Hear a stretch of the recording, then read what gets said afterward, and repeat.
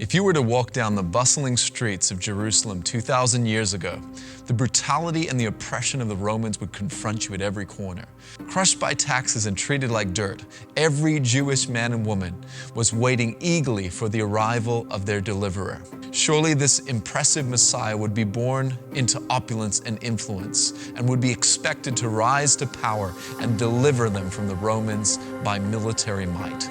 He would avenge the Jewish people with the sword. Perhaps he would emerge as the most powerful Pharisee or teacher of the law.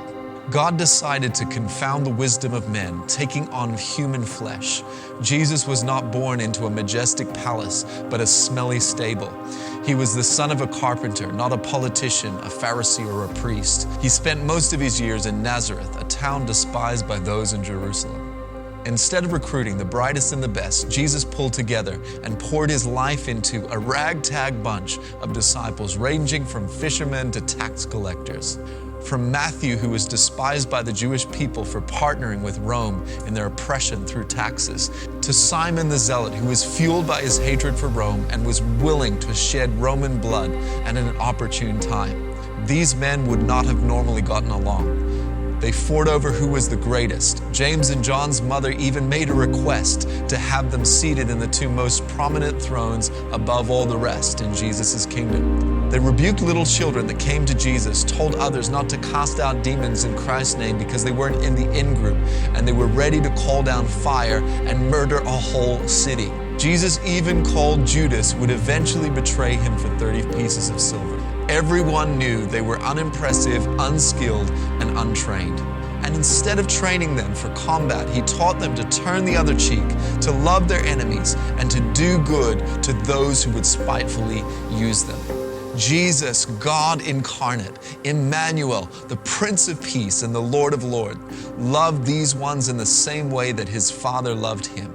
The very same love that the Father, who is love, loved his perfect, spotless, uncreated Son is the way that his Son poured out his love on these disciples. This was a love that was so deep that John, the masculine fisherman and son of thunder, could only refer to himself as the one who Jesus loved. He felt so comfortable with Jesus that he would recline in his chest, hearing his beloved's heartbeat. Jesus would demonstrate the ultimate love by paying the ultimate sacrifice, laying down his life unto death. Jesus' strategy for redemption for the world was unveiled when he commanded his disciples to love one another as he loved them. The one thing that would identify them as Jesus' disciples was their love for one another. There would be a love that his disciples would carry that would be so visible to the world that multitudes would be compelled to know the author of this love. Starting with a baby in a manger to a mob of 12 misfits, they turned the world upside down. The disciples were called to be loved and to be love, to know him and to make him known. We have received the very same mandate, to be loved and to be loved, to know him and to make him known. The purpose of our gathering is to stir one another up into love and good works. We are to clothe ourselves in love. The law and the prophets can be summarized in a word: love. Above all, we are to love. The greatest of these is love. We're to do everything in love. The only debt we owe is to love. When we love, we have fulfilled the law. We were not created to simply consume, to sit passively and listen to a professional, while our walls and our masks separate us from the rest of the bride. We were called to be known by our love.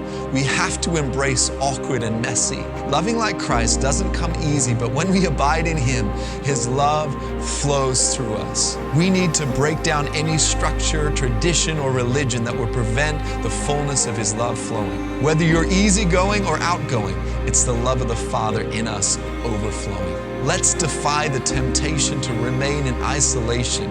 Embrace discomfort. If you've been hurt, the healer says healed. If you've been broken, the restorer says whole. If you're fearful, the love of God casts out fear. If you felt rejected, the beloved says accepted. Our community is meant to mirror the unity in the Trinity. There is a wild, unpredictable river of love that is waiting for you to dive in. Lose control, give up, let the walls come down, tear off the masks. It's time to shine, beautiful one. Let us once again be known by our love.